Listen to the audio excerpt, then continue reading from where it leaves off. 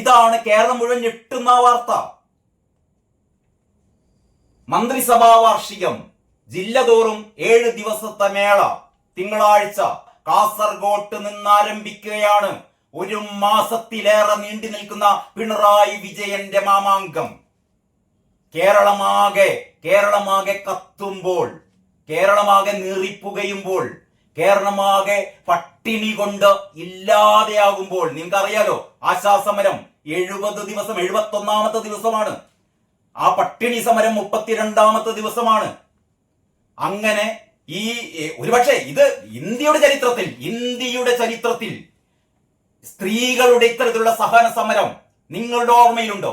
ഒന്ന് ആലോചിച്ച് നോക്കുക. സെക്രട്ടേറിയറ്റ് പഠിക്കൽ ഈ സംസ്ഥാനത്തെ ഏറ്റവും അശരണരായ അമ്മമാരും സഹോദരിമാരും കഴിഞ്ഞ രണ്ടര മാസമായി പട്ടിണി സമരം തുടങ്ങിയത് ഈ 31 ദിവസം, കഴിഞ്ഞ 1 മാസത്തിലേറെയായി പട്ടിണി സമരം, കഴിഞ്ഞ 2 മാസത്തിലേറെയായി രാപ്പകൽ സമരം നടത്തിക്കൊണ്ടിരിക്കുകയാണ്. എന്തിനു വേണ്ടിയിട്ടാണ്? 232 രൂപ. ഞങ്ങൾക്ക് ഒരു ദിവസം കിട്ടുന്നത് 232 രൂപ മാത്രമാണ്. ഇതുകൊണ്ട് എങ്ങനെ ജീവിക്കും? ഇതാണ് ചോദ്യം. കേരളത്തിലെ മുഖ്യമന്ത്രി എന്ന് പറയുന്ന ഇത്രയും ക്രൂരനായ ആ ഭരണാധികാരിയുടെ മുഖത്ത് നോക്കി പാവപ്പെട്ട അമ്മമാർ ചോദിക്കുകയാണ്, അല്ലയോ മുഖ്യമന്ത്രി, നിങ്ങളുടെ പറക്കാത്ത ഹെലികോപ്റ്ററിന് 2.25 കോടി കൊടുക്കാൻ നിങ്ങൾക്കുണ്ട്. നിങ്ങളുടെ നീന്തൽ കുളത്തിന് മാസാമാസം 10-15 ലക്ഷം രൂപ നിങ്ങൾക്ക് ചെലവാക്കാം. നിങ്ങളുടെ ക്ലിഫ് ഹൗസ് മോടി കൂട്ടാൻ നിങ്ങൾക്ക് ലക്ഷങ്ങൾ ചെലവഴിക്കാം. നിങ്ങളുടെ മന്ത്രിമാർക്ക് 100 കോടി രൂപ, അറിയിക്കും നിങ്ങൾ, 100 കോടി രൂപയാണ് പുത്തൻ കാറുകൾ വാങ്ങാൻ വേണ്ടി KN ബാലഗോപാൽ എന്ന് പറയുന്ന അധമനായ എന്ന് തന്നെ പറയട്ടെ ഒരു ധനകാര്യമന്ത്രി വകയിരുത്തിയിരിക്കുന്നത്. കണ്ണിൽ ചോരയുള്ളവർ ചെയ്യുമോ? ഇവിടെ സാമൂഹിക പെൻഷൻ 100 രൂപ കൂട്ടാൻ പറ്റില്ല. 1600 രൂപ എന്ന് പറയുന്ന സാമൂഹിക പെൻഷൻ ഈ പറയുന്ന 4ാം വർഷവും തുടരുകയാണ്. ഞങ്ങൾ ഇത് 2500 രൂപയാക്കുമെന്നൊക്കെയാണ് പ്രകടന പത്രികയിൽ പറഞ്ഞിരുന്നത്. പക്ഷെ ഇതാ 4 വർഷം പിന്നിട്ടിട്ടും 1600 രൂപ എന്ന് പറയുന്നതിൽ നിന്ന് 10 രൂപ കൂട്ടാൻ സർക്കാരിന് കഴിഞ്ഞിട്ടില്ല.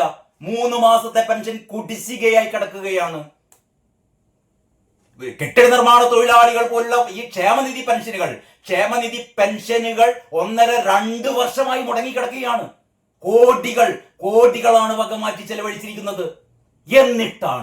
എന്നിട്ടാണ് ഇവിടെ ആദിവാസി കുട്ടികളുടെ സ്കോളർഷിപ്പ് മുടങ്ങി. ആദിവാസി കുട്ടികൾക്ക് പഠിക്കാൻ പറ്റുന്നില്ല.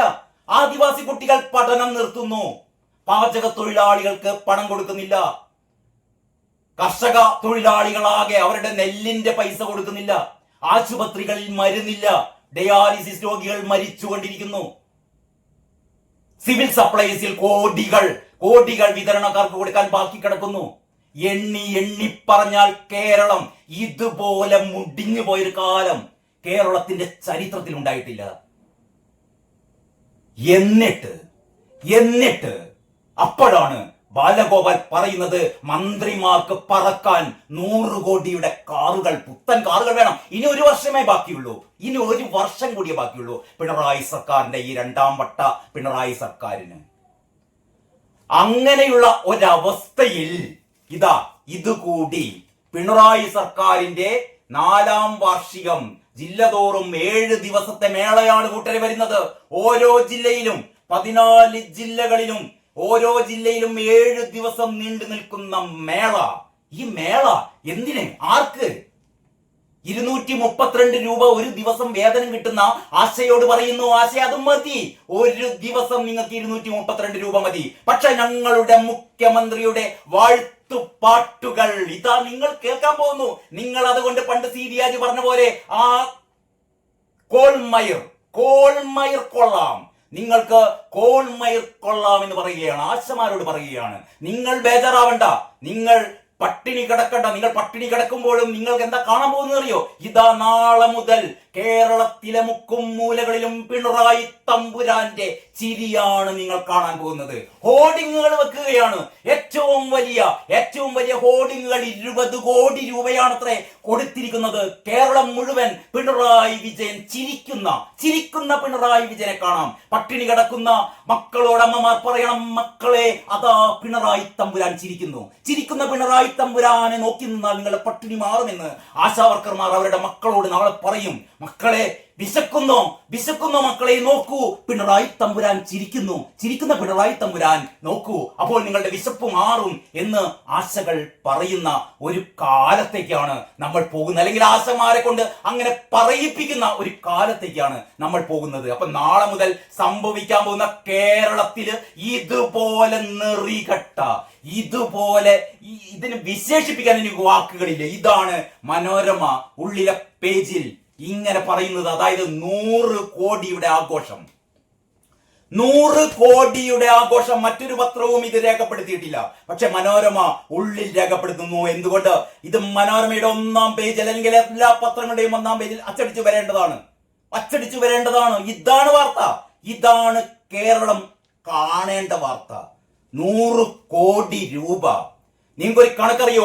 പാവം ആശാവർക്കർമാര് അവസാനം പറഞ്ഞു, ഞങ്ങൾക്ക് യഥാർത്ഥത്തിൽ ഇവര് ഈ 7000 കോടി എന്ന് പറയുന്ന 7000 രൂപ എന്ന് പറയുന്ന ഇവരുടെ ഈ ഇൻസെന്റീവ് ഉണ്ട്, ഈ ഓണറേറിയം ഉണ്ടല്ലോ, 7000 രൂപ എന്ന് പറയുന്ന ഓണറേറിയം ഇവർ ആവശ്യപ്പെടുന്നത്, ഇത് ഞങ്ങൾക്ക് 21,000 രൂപയാക്കി തരണമെന്നാണ് ഇവരുടെ ആവശ്യം.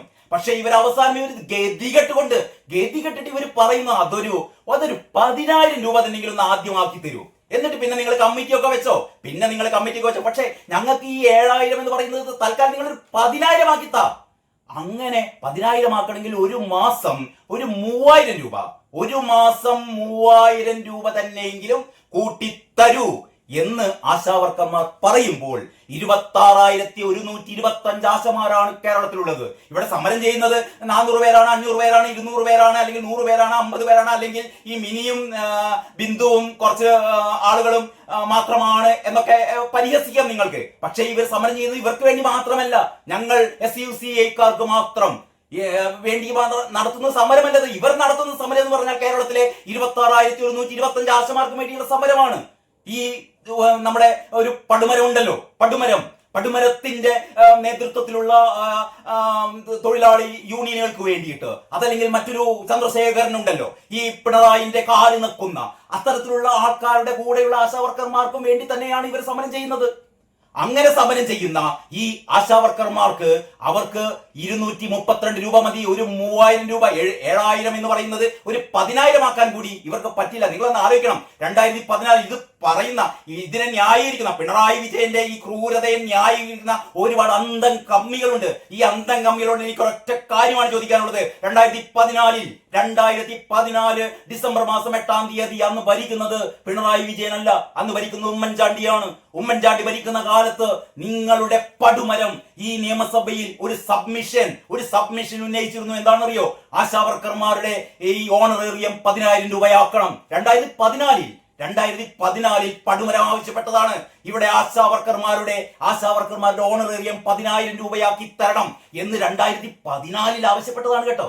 2025 ആ 10,000 എങ്കിലും അന്ന് പടുമരം ആവശ്യപ്പെട്ട ആ 10,000 രൂപ അന്നൊന്നും കേന്ദ്രം എന്ന് പറഞ്ഞ് മുറവിളി കൂട്ടിയിട്ടില്ല. ഇപ്പൊ മനസ്സിലായി, കേന്ദ്രമല്ല ഓണറേറിയം തരേണ്ടത് എന്ന് എല്ലാവർക്കും അറിയാം. അന്തം കമ്മികൾ കൊഴിച്ച് ബാക്കി എല്ലാവർക്കും അറിയാം. അപ്പോ ഒരു 3,000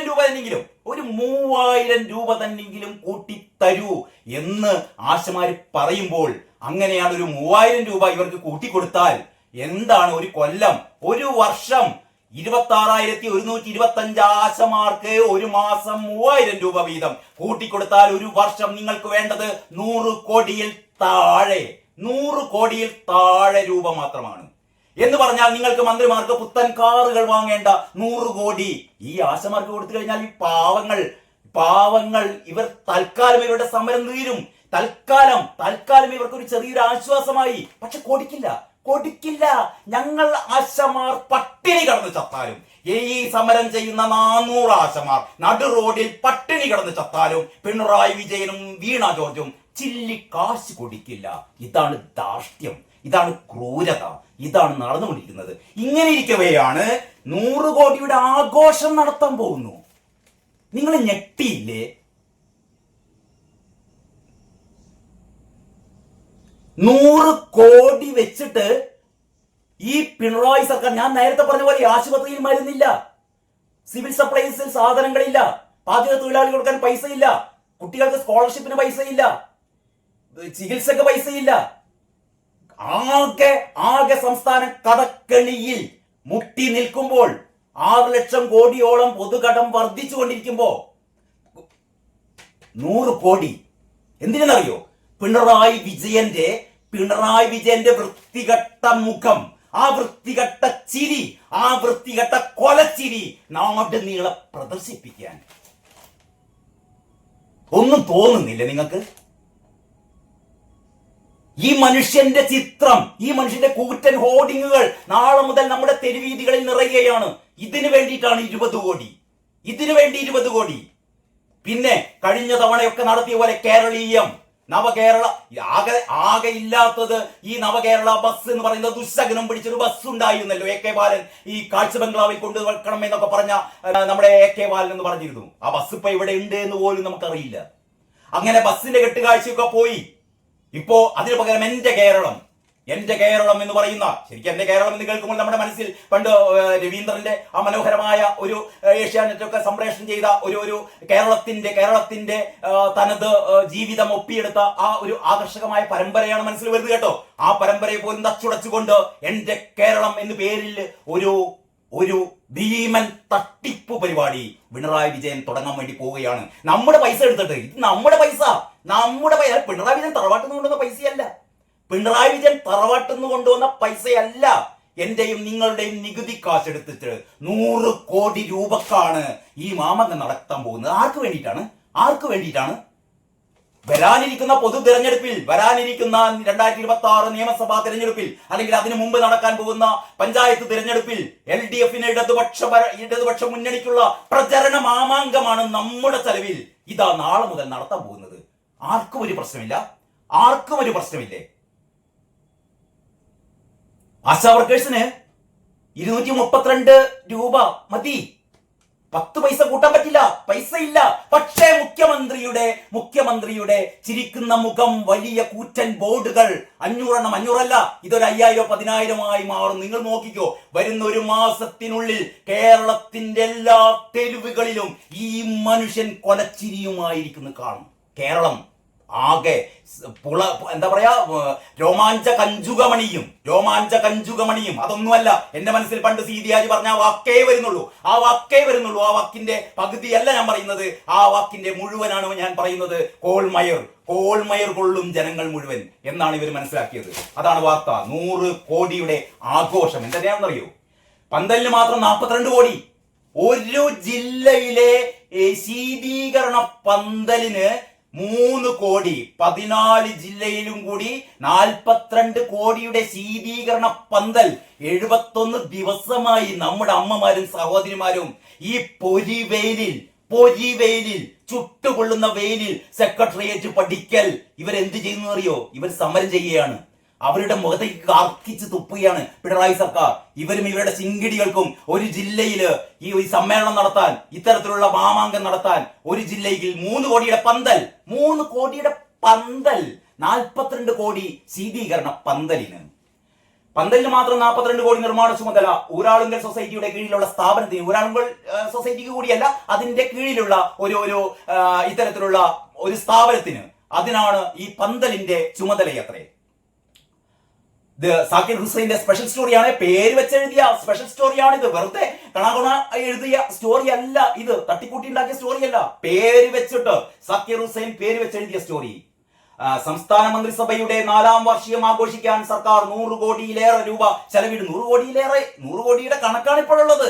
ഈ 100 കോടി എന്നുള്ളത് ചിലപ്പോൾ 1000 കോടിയാവാം. പിണറായി വിജയന് എത്രയൊക്കെ സ്പോൺസർമാർ ഇനി വരാനിരിക്കുന്നു നമ്മൾ കാണണം. ഇവിടുത്തെ വ്യവസായ പ്രമുഖരെ മുഴുവനും സ്പോൺസർഷിപ്പ് കൊടുക്കും. പക്ഷെ GST അടക്കില്ല. കാരണം GST കമ്മീഷണറാണ് ഈ സ്പോൺസർഷിപ്പ് ഒക്കെ കൂടുക. അപ്പൊ നികുതി കുറയും, നികുതി കിട്ടില്ല, നികുതി വേണ്ട. നമുക്ക് പിണറായി വിജയനെ ഈ ഫ്ലക്സ് അടിക്കുമ്പോൾ ശ്രദ്ധിക്കേണ്ട ഒരു കാര്യമുണ്ട്. പിണറായി വിജയന്റെ മാത്രം ഫ്ലക്സ് അടിക്കരുത്. പിണറായി വിജയന്റെ മോളുടെ ഫ്ലക്സും കൂടി അടിക്കണം, മരുമോന്റെ ഫ്ലക്സും കൂടി അടിക്കണം. ആ കുടുംബമാണ് നമ്മുടെ കേരളത്തിനെ രക്ഷിക്കാൻ പോകുന്നത്. അടുത്ത തവണ അതിനും അടുത്ത തവണ ഈ പറയുന്ന കൊച്ചുമോന്റെ വേറെ കുട്ടിയുടെ പടം വരെ വെച്ച് അടിക്കണം കേട്ടോ വിജയ. എല്ലാവർക്കും നമസ്കാരം. പത്രവിശേഷത്തിന്റെ പുതിയൊരു എപ്പിസോഡിലേക്ക് സ്വാഗതം. ഇന്നലെ ഒരുപാട് പ്രധാനപ്പെട്ട വാർത്തകൾ ഉണ്ടായിരുന്നു. ഇന്ന് പത്രങ്ങളൊക്കെ നോക്കിയപ്പോൾ എല്ലാ പത്രങ്ങളും ഏറ്റവും അധികം പ്രാധാന്യം കൊടുത്തത് നമ്മുടെ ഷൈൻ ടോം ചാക്കോയുടെ ലഹരി ഉപയോഗം സംബന്ധിച്ച ഒരു കേസിലാണ്. എനിക്ക് മനസ്സിലാവുന്നില്ല ഇതിലെന്താണ് ഇത്ര വലിയ വാർത്ത എന്ന്. ഒന്ന്, സിനിമയിലെ ലഹരി ഉപയോഗം ഇതൊരു എന്താ പറയാ വളരെ വളരെ വിചിത്രമായ അല്ലെങ്കിൽ അസാധാരണമായ ഒരു സംഭവമൊന്നുമല്ല. കാരണം ഇത് വർഷങ്ങൾക്ക് മുമ്പ് തന്നെ ഈ സിനിമാ രംഗത്തുള്ള ഏതാണ്ട് എല്ലാവരും തന്നെ അതില് വിട്ടു നിൽക്കുന്ന ഒന്നോ രണ്ടോ പേരൊഴികെ ബാക്കി എല്ലാവരും ലഹരി ഉപയോഗം ശീലമാക്കിയവരാണ് എന്ന് സിനിമയുമായി അടുത്തു ബന്ധമുള്ള ആൾക്കാർക്കൊക്കെ അറിയാം. പ്രത്യേകിച്ച് യുവതലമുറയൊക്കെ ഈ ലഹരിയുടെ നീരാളിപ്പിടുത്തത്തിൽപ്പെട്ടവരാണ്. ഇതിൽ ഷൈൻ ടോം ചാക്കോ മാത്രമല്ല പ്രതി. ഒരുപക്ഷെ ഷൈൻ ടോമിന്റെ പ്രത്യേക തരത്തിലുള്ള ചലനങ്ങൾ അല്ലെങ്കിൽ അദ്ദേഹത്തിന്റെ ശരീരഭാഷ ഒക്കെ കാണുമ്പോൾ ഒരു നോർമൽ അല്ലാത്ത ഒരാളെ പോലെ നമുക്ക് തോന്നാറുണ്ട്. പലപ്പോഴും ഒരുപാട് സോഷ്യൽ മീഡിയ പ്ലാറ്റ്ഫോമുകളിലൊക്കെ ഒരു താരമാണ് ഷൈൻ ടോം ചാക്കോ. ഇദ്ദേഹത്തെ പ്രകോപിപ്പിക്കാൻ വേണ്ടിയിട്ട് ഷൈൻ ടോം ചാക്കോയുടെ ആ തരത്തിലുള്ള മറുപടികൾ കിട്ടാൻ വേണ്ടിയിട്ട് നമ്മുടെ ബോച്ചയുടെ കാര്യം നമുക്കറിയാമല്ലോ. ബോച്ചയുടെ ദ്വയാർത്ഥ പ്രയോഗങ്ങൾ കേൾക്കാൻ വേണ്ടിയിട്ട് അല്ലെങ്കിൽ അത് ജനങ്ങളെ സന്തോഷിപ്പിക്കാൻ വേണ്ടിയിട്ട് ഇത്തരത്തിലുള്ള ബോച്ചയെ ഇന്റർവ്യൂ ചെയ്യുന്ന അവതാരികമാര് അല്ലെങ്കിൽ ഇത്തരത്തിലുള്ള ആങ്കർമാര് സാധാരണ ഇത്തരത്തിലുള്ള ഉത്തരങ്ങൾ കിട്ടാൻ വേണ്ടിയിട്ട് ബോച്ചയെ കൊണ്ട് ഇത്തരത്തിലുള്ള ദ്വയാർത്ഥ പ്രയോഗങ്ങൾ വരുത്തിക്കാൻ വേണ്ടിയിട്ട് ആ രീതിയിലുള്ള ചോദ്യങ്ങളാണ് ചോദിക്കുക. എന്നിട്ട് പാവം ബോച്ചയാണ് പ്രതി എന്ന് പറയുന്നത് എന്ന് പറഞ്ഞാൽ ബോച്ചയുടെ വായിൽ കോലിട്ട് കുത്തിയിട്ട് ഉണ്ടാക്കിപ്പിക്കുന്ന ചോദ്യങ്ങളാണ്. ഏതാണ്ട് അതേപോലെയാണ് ഷൈൻ ടോം ചാക്കോയുടെ ഈ അടുത്ത് വന്ന അദ്ദേഹത്തിന്റെ പല ഇന്റർവ്യൂകളും ഒരുപാട് പുതിയ പെൺകുട്ടികൾ ഷൈൻ ടോം ചാക്കോയെ ഇന്റർവ്യൂ ചെയ്യുന്ന സമയത്ത് ഈ മനുഷ്യൻ കാട്ടിക്കൂട്ടുന്ന എന്താ പറയാ കോമാളിത്തരങ്ങള് ഇത് യഥാർത്ഥത്തിൽ ഇദ്ദേഹത്തെ കൊണ്ട് കാട്ടിക്കൂട്ടുകയാണ്. മിമിക്രി താരങ്ങള് ഷൈൻ ടോം ചാക്കോയെ അവതരിപ്പിക്കുന്നത് ഇദ്ദേഹം ശരിക്കും കസാരയിൽ ഇരിക്കില്ല, അദ്ദേഹം കാല് രണ്ടും മേലേക്കാക്കി അല്ലെങ്കിൽ നിലത്തിരിക്കുന്ന ആ രീതിയിലുള്ള ഒരു രീതി ഷൈൻ ടോം ചാക്കോക്കുണ്ട്. അപ്പൊ ഇവിടെ ഏറ്റവും പുതുതായിട്ട് ഇപ്പം വിൻസി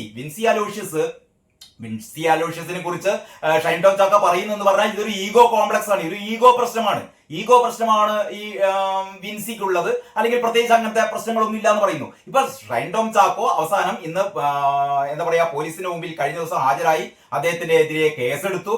അതിന് ജാമ്യം കിട്ടി, സ്റ്റേഷൻ ജാമ്യം കിട്ടി. അത്രയേ ഉള്ളൂ. ഇതിലൊന്നും വലിയ ഒച്ചപ്പാടും ബഹളൊന്നും ഉണ്ടാക്കേണ്ട കാര്യമില്ല. ഷൈൻ ടോം ചാക്കോ 3-ാം നിലയിൽ നിന്ന് 2-ാം നിലയിൽ ചാടി, 2-ാം നിലയിൽ നിന്ന് താഴത്തെ എന്താ പറയാ സ്വിമ്മിംഗ് പൂളിലേക്ക് ചാടി, അവിടെ നിന്ന് ബാൽക്കണി വഴി അല്ലെങ്കിൽ ഈ റിസപ്ഷൻ വഴി ഇദ്ദേഹം പുറത്തേക്ക് ഓടി രക്ഷപ്പെട്ടു, ആരുടെയോ ബൈക്കിന്റെ പിന്നിൽ കയറിപ്പോയി തുടങ്ങിയ സിനിമ സ്റ്റൈലിലുള്ള കഥകളും തുടങ്ങിയ കാര്യങ്ങളൊക്കെയാണ് ആൾക്കാർക്ക് താല്പര്യം. ഇതിലൊന്നും ഒരു കാര്യവുമില്ല കൂട്ടരെ.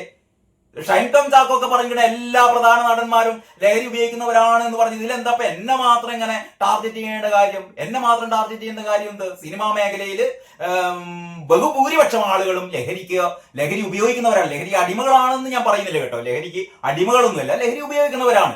അപ്പൊ ഈ ലഹരി ഉപയോഗിക്കുക, അപ്പൊ ഞാൻ കഴിഞ്ഞൊരു വീഡിയോ ചെയ്തിരുന്നു. നമ്മുടെ ഇപ്പോഴത്തെ കൺസെപ്റ്റ് എന്ന് പറഞ്ഞാൽ മദ്യപാനം അത് നല്ലതാണ്, മദ്യപാനം ലഹരിയല്ല. ലഹരി എന്ന് പറയുന്നത് കഞ്ചാവ് അല്ലെങ്കിൽ ഇത്തരത്തിലുള്ള MDMA പോലുള്ള രാസ പദാർത്ഥങ്ങൾ, ഇതൊക്കെയാണ് ലഹരി. ആ രീതിയിലാണ് നമ്മളൊരു നെഗറ്റീവ്. കാരണം മദ്യത്തെ തൊട്ട് കളിക്കാൻ പറ്റില്ല. കാരണം മദ്യം നിരോധിക്കാനോ അല്ലെങ്കിൽ മദ്യത്തിന്റെ മേലെ ദൂഷ്യം ചെലുത്താനൊന്നും പറ്റില്ല. കാരണം മദ്യമാണ് നമ്മുടെ സംസ്ഥാനത്തിന്റെ ഒരു ഐശ്വര്യ പദാർത്ഥമാണ് മദ്യം. പ്രത്യേകിച്ച് കള്ള് എന്നൊക്കെ പറഞ്ഞിട്ടാണെങ്കിൽ ഇതൊരു എന്താ പറയാ ആരോഗ്യപാനീയമാണ്. അപ്പൊ മദ്യം, കള്ള്, ഈ കഞ്ചാവ്, MDMA എല്ലാം ലഹരിയാണ്. പക്ഷെ ലഹരി എന്ന് പറയുന്ന ഒരു കോമൺ പദം ഇതിൽ ഉപയോഗിക്കാൻ ഒരു സമ്മതിക്കില്ല.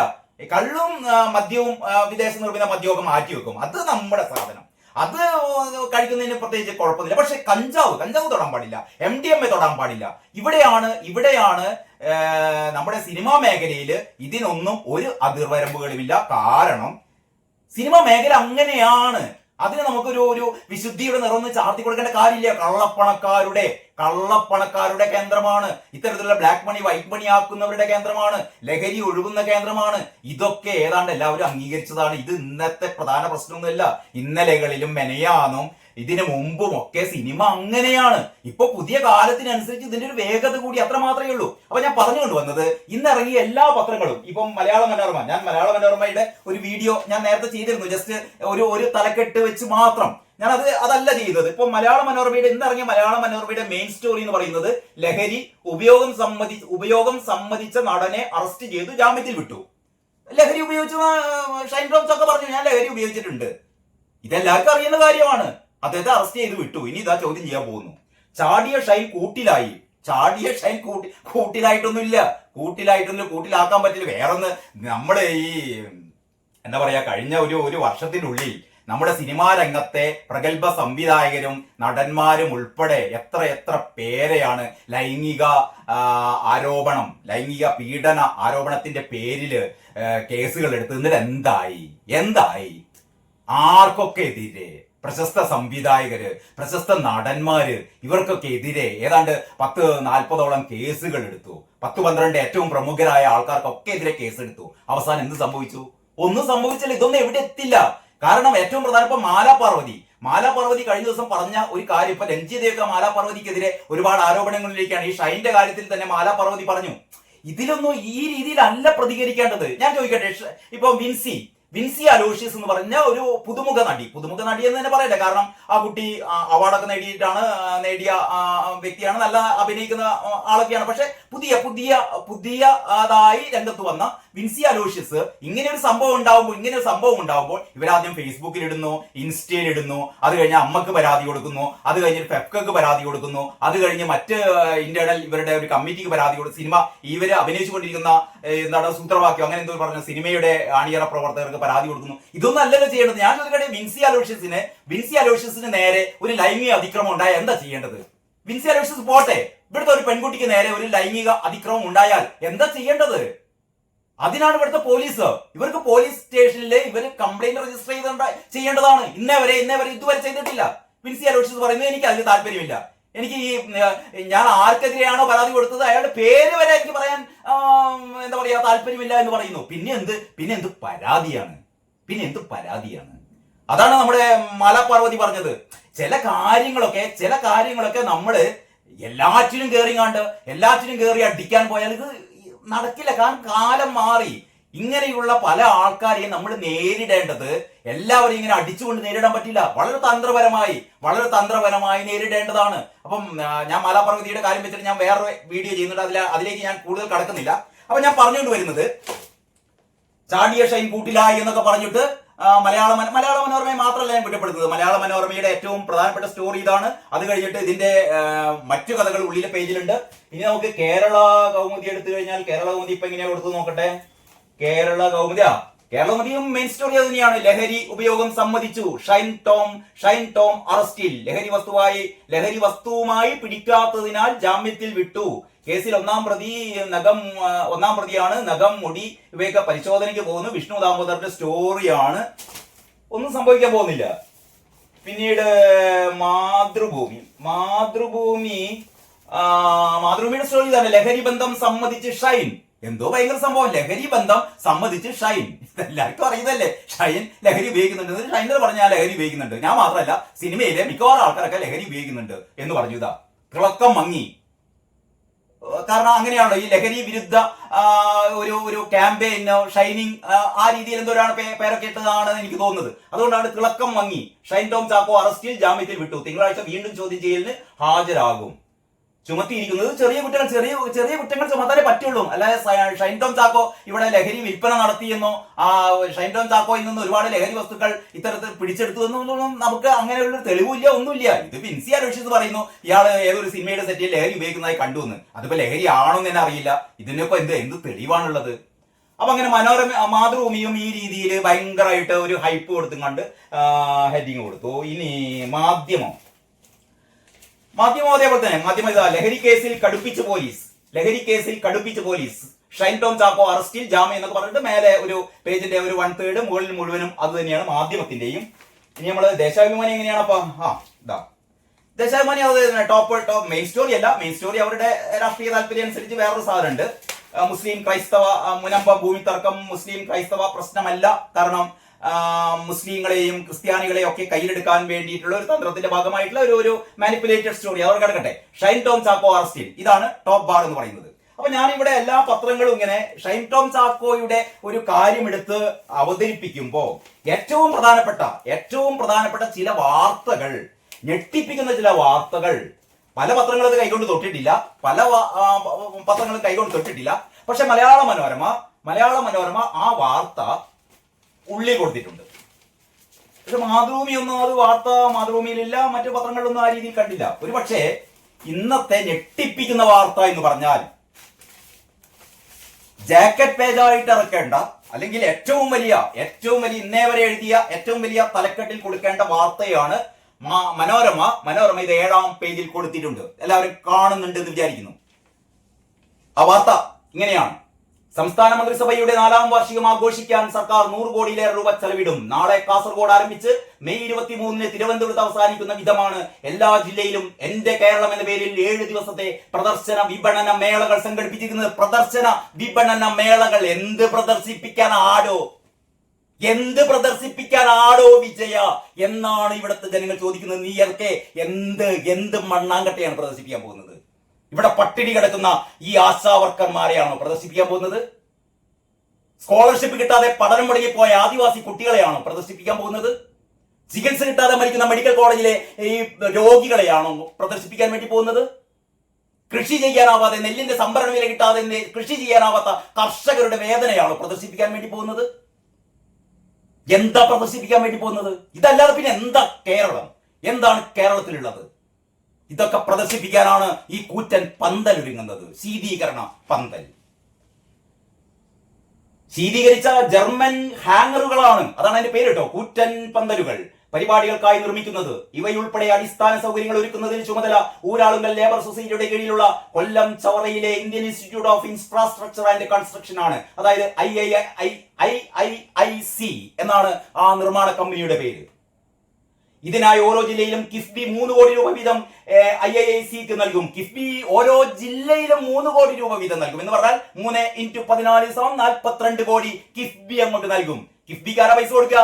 പിണറായി വിജയന്റെ തറവാട്ട് നല്ല കിഫ്ബിക്ക് പൈസ കൊടുക്കുക. കിഫ്ബി കടമാകുന്ന എല്ലാ പൈസയും നമ്മുടെ പോക്കറ്റിൽ നിന്നാണ് പോകുന്നത്. എന്താ എന്ന് പറഞ്ഞാൽ നാളെ മുതൽ നടക്കുന്ന ഈ മാമാങ്കം നമ്മുടെ പോക്കറ്റിൽ കൈയിട്ട് പിടിച്ച് വാങ്ങുകയാണ്. ഒന്ന് ആലോചിച്ച് നോക്കണം നിങ്ങൾ. മൂന്നാം തവണയും അധികാരത്തിലേറാൻ സമ്മതിക്കുമോ? ഇവിടുത്തെ വീട്ടമ്മമാർ സമ്മതിക്കുമോ? ബുദ്ധിക്ക് സ്ഥിരതയുള്ള ആരെങ്കിലും സമ്മതിക്കുമോ? അന്തംകമ്മികൾക്ക് എന്തും പറയാം. അന്തംകമ്മികൾക്ക് പിണറായി വിജയന്റെ OV വിജയന്റെ ധർമ്മപുരാണം ഒരിക്കൽ കൂടി ഒന്ന് വായിക്കണം. പ്രജാപതിയുടെ തീട്ടക്കണ്ടികൾക്ക് ചുറ്റിലും ആ തീട്ടക്കണ്ടികളുടെ മാധുര്യം നുണയാൻ വേണ്ടിയിട്ട് എന്താ പറയാ തിരക്ക് കൂട്ടുന്ന അന്തംകമ്മികളുടെ ചിത്രം അതിലുണ്ട്. അത്തരത്തിലുള്ള അന്തംകമ്മികളാണ് ഇവിടെ. ബാക്കി ഞാൻ പറയുന്നില്ല. നിങ്ങൾ OV വിജയൻ വർഷങ്ങൾക്ക് മുമ്പ് തന്നെ ഏകാധിപത്യത്തിന്റെ അല്ലെങ്കിൽ ഇത്തരത്തിലുള്ള പ്രജാപതിമാരുടെ ഇത്തരത്തിലുള്ള ഭരണാധികാരികളുടെ ധാർഷ്ട്യത്തെക്കുറിച്ച് അല്ലെങ്കിൽ അവരുടെ ഇത്തരത്തിലുള്ള നെറികേടുകളെ കുറിച്ച് അറിഞ്ഞിരുന്നു. അദ്ദേഹം ഭാവനയിൽ കണ്ടത് ഒരുപക്ഷെ അദ്ദേഹം ഇന്ന് ജീവിച്ചിരിപ്പുണ്ടായിരുന്നെങ്കിൽ ആ ഭാവനയെ മറികടക്കുന്ന രീതിയിലുള്ള പ്രവർത്തനങ്ങളാണ് ഇപ്പൊ നടന്നുകൊണ്ടിരിക്കുന്നത്. ഇനി ബാക്കി ഈവന്റ് മാനേജ്മെന്റ് കമ്പനികളുടെ കൺസോർഷ്യമാണ് സൗകര്യങ്ങൾ ഒരുക്കുന്നത്. ഓരോ ജില്ലയിലെയും ചുമതല കൺസോർഷ്യം വിവിധ കമ്പനികൾക്ക് വീതിച്ച് നൽകിയിട്ടുണ്ട്. പരിപാടിയുടെ ഏകോപനം നിർവഹിക്കുന്ന ഇൻഫർമേഷൻ പബ്ലിക് റിലേഷൻസ് വകുപ്പ് ഓരോ ജില്ലയിലും 40 ലക്ഷം വീതം, ഓരോ ജില്ലയിലും വേറൊരു 40 ലക്ഷം വീതം 5.6 കോടി അനുവദിച്ചിട്ടുണ്ട്. പ്രത്യേക പവലിയൻ, കലാപരിപാടികൾ, ജില്ലാതല യോഗം, പ്രാദേശിക പ്രചാരണങ്ങൾ തുടങ്ങിയവയ്ക്കാണ് ഈ തുക. എന്ന് പറഞ്ഞാൽ 40 ലക്ഷം രൂപ വീതം കലാപരിപാടികൾക്കും മറ്റ് മീറ്റിങ്ങുകൾക്കും. ഈ മീറ്റിങ്ങുകൾ എന്താണ്? വാഴ്ത്തുപാട്ടുകൾ. പിണറായി വിജയന് ജയ പാടുക. എന്തൊക്കെയാണ്? കഴുകൻ മുതൽ സൂര്യൻ മുതൽ അങ്ങോട്ടേക്ക് കാരണഭൂതം വരെയുള്ള ഈ വാഴ്ത്തുപാട്ടുകൾക്ക് വേണ്ടിയിട്ടാണ് ഓരോ ജില്ലക്കും 40 ലക്ഷം രൂപ PRD അനുവദിച്ചിരിക്കുന്നത്. 44, 56, 5 കോടി 6 ലക്ഷം രൂപ, 5.6 കോടി രൂപ അനുവദിച്ചിട്ടുണ്ട്. പ്രത്യേക പവലിയൻ, കലാപരിപാടികൾ, ജില്ലാതല യോഗം, പ്രാദേശിക പ്രചാരണങ്ങൾ തുടങ്ങിയവയ്ക്കാണ് തുക. ഈ പാലിൽ മുക്കിയ അണ്ടിപ്പരിപ്പ് പായസം തുടങ്ങിയൊക്കെ ഉണ്ടാവട്ടോ. ആരും അതൊന്നും ഇല്ലാന്ന് വിചാരിക്കേണ്ട. കഴിഞ്ഞ പ്രാവശ്യം നവകേരള സദസ്സിൽ വിളമ്പിയ പോലുള്ള അണ്ടിപ്പരിപ്പ് പായസവും അതൊക്കെ ഉൾപ്പെടെയാണ് ഈ ഓരോ ജില്ലക്കും വേണ്ടി അനുവദിച്ചിരിക്കുന്ന ഈ തുക. ജില്ലകളിലെ പ്രദർശന വിപണന മേളകളിൽ പങ്കെടുക്കാൻ സർക്കാർ വകുപ്പുകൾക്കും പൊതുമേഖലാ സ്ഥാപനങ്ങൾക്കും 7 ലക്ഷം വീതം ചെലവിടാൻ അനുമതിയുണ്ടോ? ഇനി അതുകൂടാതെ ഓരോ വകുപ്പുകൾക്കും 7 ലക്ഷം രൂപ വീതം ഓരോ ജില്ലയിലും ചെലവിടാനുള്ള അനുമതിയും കൊടുത്തിരിക്കുന്നു. ഇതനുസരിച്ച് ഒരു ജില്ലയിൽ സർക്കാർ വകുപ്പുകളും പൊതുമേഖലാ സ്ഥാപനങ്ങളും 3.5 കോടിയോളം ചെലവിടും. എല്ലാ ജില്ലകളിലും കൂടി ഈ വിഭാഗത്തിൽ ചെലവ് 49 കോടി വരും. പരസ്യ ബോർഡുകൾ സ്ഥാപിക്കാനായി 20.71 കോടി നീക്കിവെച്ചിട്ടുണ്ട്. ഞാൻ നേരത്തെ പറഞ്ഞ പോലെ പിണറായി വിജയന്റെ ഈ ചിരിക്കുന്ന മുഖം പ്രദർശിപ്പിക്കാൻ വേണ്ടി ഇപ്പൊ 20 കോടി 232 രൂപയാണ് 232 രൂപയാണ് ഒരു ദിവസം ഈ ആശാവർക്കർമാർക്ക് കിട്ടുന്നത്. ആ 232 എന്നുള്ളത് ഒരു 700 രൂപയാക്കണമെന്നാണ് ഇവരുടെ ആവശ്യം. അത് പോട്ടെ, ഞങ്ങൾക്ക് ഒരു 100-200 രൂപ തന്നെങ്കിലും കൂട്ടിത്തരുമെന്ന് അവസാനം ഇവർ പറയുന്നു. എന്ന് പറഞ്ഞാൽ 200, 300, 400 രൂപക്ക് വേണ്ടിയിട്ടാണ് ഈ പൊരിവെയിലത്ത് 70 ദിവസത്തിൽ കൂടുതൽ സഹനസമരം നടത്തുന്നത് ഈ ആശമാർ. അപ്പോഴാണ് പിണറായി വിജയൻ ചിരിക്കുന്ന മുഖം ഇവർക്ക് കാണാൻ വേണ്ടിയിട്ട് 20 കോടി, 20 അല്ല 20ന്റെ മേലെ കോടി കൂറ്റൻ ഹോൾഡിങ്ങുകൾ സ്ഥാപിക്കാൻ ഇന്ത്യയിൽ ഒരു സംസ്ഥാനത്തും ഇങ്ങനെ ഒരു തോന്നിവാസം കാണില്ല കേട്ടോ. എനിക്ക് വാർത്ത ഇനിയുണ്ട്. ഈ തൽക്കാലം ഇത്രേ പറയുന്നുള്ളൂ. ബാക്കി പത്രങ്ങളൊന്നും ഈ വിശദ വിവരങ്ങളൊന്നും കൊടുത്തിട്ടില്ല. ഒരുപക്ഷെ ഈ പത്രങ്ങൾക്ക് പരസ്യങ്ങൾ നാളെ മുതൽ കിട്ടി തുടങ്ങും. അപ്പോൾ ഈ പരസ്യങ്ങൾ കിട്ടാതിരിക്കേണ്ട എന്ന് വിചാരിച്ചിട്ട് പല പത്രങ്ങളും, മനോരമയ്ക്ക് പിന്നെ പ്രശ്നമില്ല, മനോരമയുടെ അത്രയും വായനക്കാർ മറ്റു പത്രങ്ങൾക്കൊന്നും ഇല്ലാത്തത് കൊണ്ട് മനോരമ എന്തെഴുതി കഴിഞ്ഞാലും മനോരമയ്ക്കുടേതായ പരസ്യങ്ങൾ കിട്ടും. അതൊരു വഴിക്ക് പോട്ടെ. അപ്പൊ ഞാൻ പറഞ്ഞുകൊണ്ടിരിക്കുന്നത്, നമ്മുടെ ഇവിടെ ഒരു പ്രതിപക്ഷം ഉണ്ടോ ഇവിടെ? ഈ വി ഡി സതീശനും കെ സുധാകരനും ഒക്കെ ഈ നാട്ടിലുണ്ടോ? അറിയാൻ ചോദിക്കുക. ഇങ്ങനെ എണ്ണി പറഞ്ഞ ആശാവർക്കർമാരുടെ സമരം ഒരു പ്രതീകമാണ്. ഈ പ്രതീകം എന്ന് പറഞ്ഞാൽ ഞാൻ നേരത്തെ പറഞ്ഞ പോലെ കേരളത്തിൽ, ഒരുപക്ഷെ ഇന്ത്യയിൽ തന്നെ ഒരു അടിസ്ഥാന വർഗത്തിൽപ്പെട്ട സ്ത്രീകൾ മാത്രം നടത്തുന്ന ഇത്രയും ദീർഘിച്ച ഒരു സമരം എന്റെ അനുഭവത്തിൽ ഞാൻ കണ്ടിട്ടില്ല. ഇത്രയും ദീർഘകാലം 71 ദിവസം പിന്നിട്ടിട്ടും സ്ത്രീകൾ നടത്തുന്ന സമരം. ഇതൊക്കെ നടന്നിട്ടും ഈ പറയുന്ന പ്രതിപക്ഷ പാർട്ടികൾ പിണറായി വിജയന്റെ ചെരുപ്പ് നക്കിയിരിക്കല്ലാതെ ഇവര് വല്ലത് ചെയ്യുന്നുണ്ടോ? കഷ്ടം എന്നല്ല അത് പറയാനാണ്. ഈ വരുന്ന പഞ്ചായത്ത് തെരഞ്ഞെടുപ്പിൽ എന്തൊക്കെയാണ് സംഭവിക്കാൻ പോകുന്നത്? 2026 നിയമസഭാ തെരഞ്ഞെടുപ്പിൽ എന്തൊക്കെ ആയിരിക്കും സംഭവിക്കാൻ പോകുന്നത്? വളരെ വളരെ വളരെ കൗതുകകരമായ ഒരുപാട് രാഷ്ട്രീയ അട്ടിമറികൾ, രാഷ്ട്രീയ നീക്കങ്ങൾ കേരളത്തിൽ സംഭവിക്കാൻ വേണ്ടി പോകുന്നുണ്ട്. ഓരോന്നോരോന്നായി പറയാം. ഏതായാലും തൽക്കാലം ഈ വീഡിയോ ഞാൻ ഇവിടെ അവസാനിപ്പിക്കുകയാണ്. കാരണം ഇതിൽ കൂടുതലായിട്ട് എനിക്കൊന്നും പറയാനില്ല. കാരണം ഈ തരത്തിലുള്ള അശ്ലീലം, കേരളം ഇന്നോളം കണ്ട ഏറ്റവും വലിയ അശ്ലീലം, ഏറ്റവും വലിയ അസംബന്ധം, ഏറ്റവും വലിയ ക്രൂരത, അതാണ് നാളെ മുതൽ അരങ്ങേറാൻ വേണ്ടി പോകുന്നത്.